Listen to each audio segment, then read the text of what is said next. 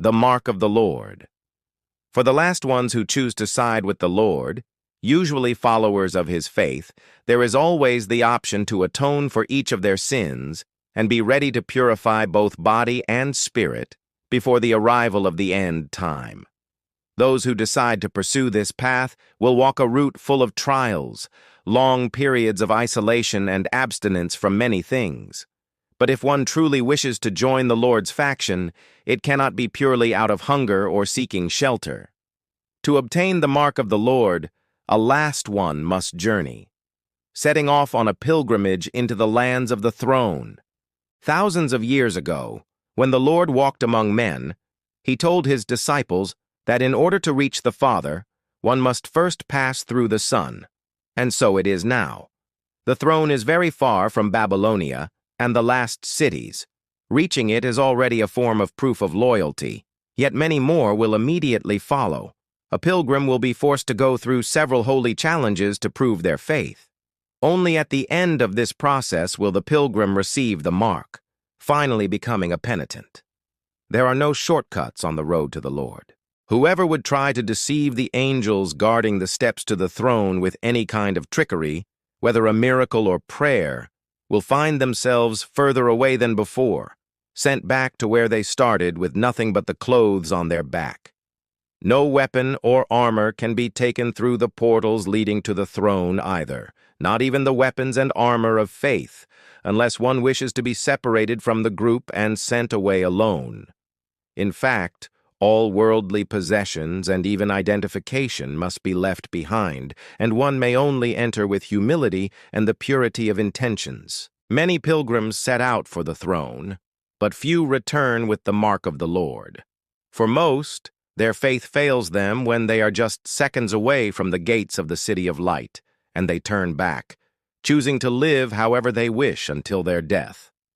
Others are turned back by the angels because they have some kind of sin upon them that prevents them from entering the throne.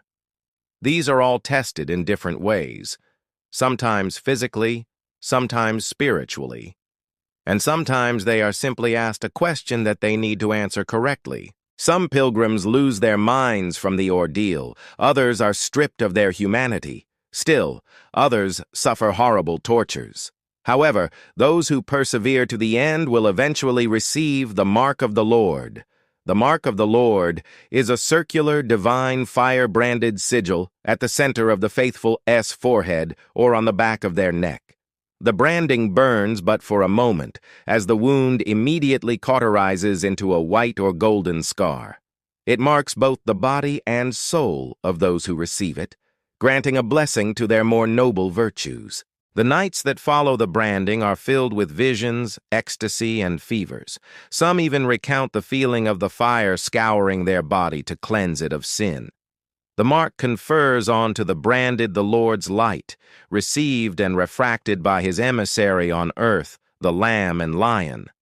The soul is corrected, rectified, and rendered holy, while also hiding the penitent's purification and new associated skills from the revealing eyes of those who can discern magic, good, and evil.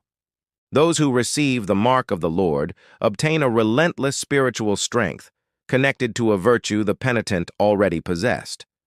Nothing is truly given anew, merely exalted. The mark is a key that unlocks the religious passion that everyone has the potential to harbor within, granting it divine approval. This power, however, can also have negative effects on the penitent. Drawing too much from heavenly miracles can break someone, physically and mentally, burning the flesh and twisting the soul. Those who accept the word of the Lamb and Lion must follow the Decalogue of the Lord's commandments, though these rules hold no worth to, nor are they useful against the creatures in the adversary's faction, the corrupted, or anyone who directly contravenes divine rule. In fact, the Lord's commandments are practically useless against the supernatural horror of the world.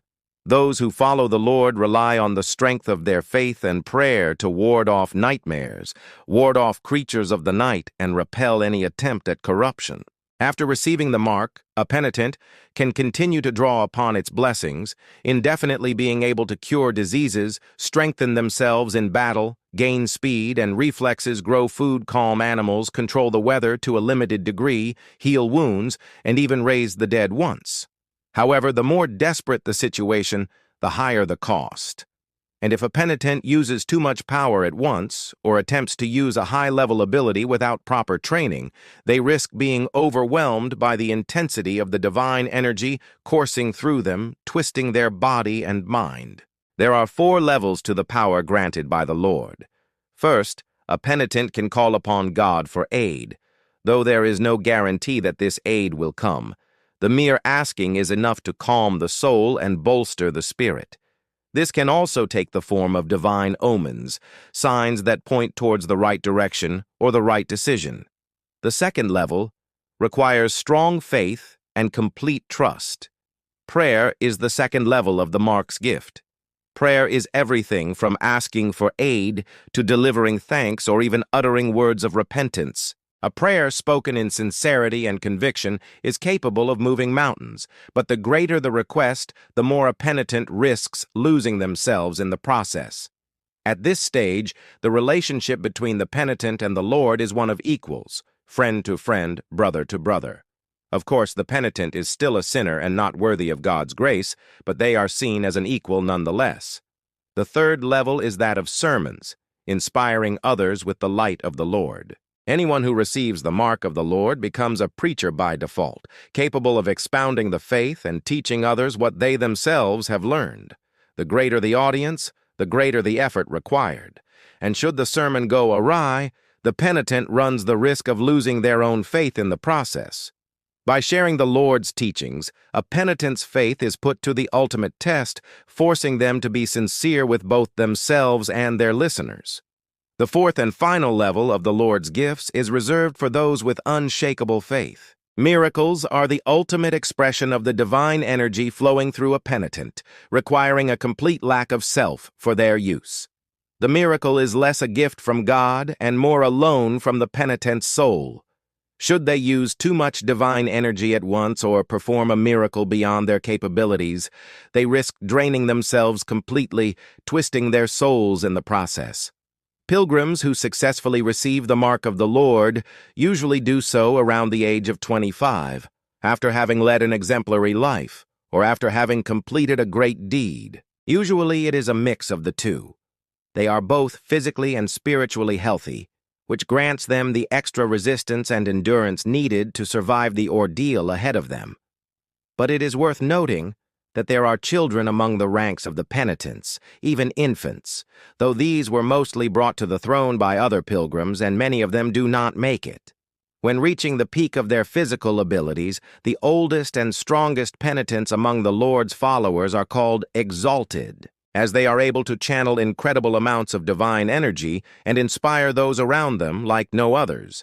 They become teachers, leaders, and guides for the young and weak, helping them on their pilgrimages and preparing them for the trials ahead. On the flip side, exalts are also the ones most susceptible to being overwhelmed by their own power, which makes them both revered and feared.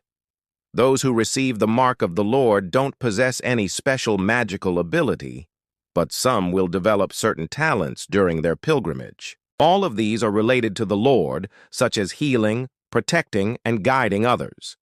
These abilities manifest naturally and vary greatly from person to person.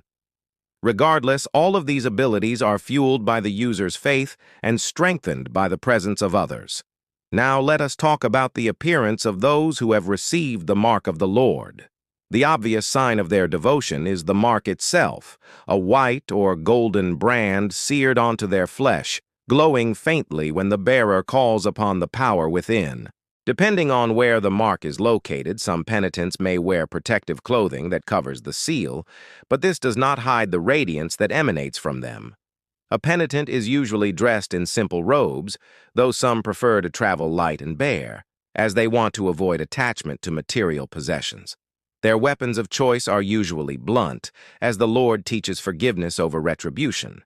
However, the mark of the Lord also doesn't prevent the use of firearms, explosives, or even blades. A penitent's weapon of choice depends on their previous profession, though many will opt for non-lethal weapons, such as clubs, staffs, and shields.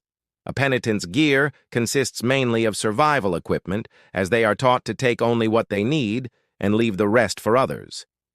The Lord's faction has no official name, but it is composed of people who serve the Lord, whether they are priests, saints, hermits, martyrs, angels, or just ordinary people who followed him. They are known as the Lord's flock, the purest of the faithful, the children of light, the unbroken, the exalted, the penitents, and the servants of the Most High. Their enemies are known as the corrupted, the unfaithful, the children of the night, the heretics, the fallen, and the servants of the adversary. The Lord's faction is currently at war with the other factions, though their enemies are countless and include anyone who serves the adversary, from demons to humans who have abandoned the Lord's teachings. However, the greatest enemy of the Lord's faction is the world itself, as they are scattered across the globe and forced to survive in the same hostile environment as the rest of the last ones. If you enjoyed this video, please consider subscribing to support the channel. Thank you for watching, and remember, the Lord is good.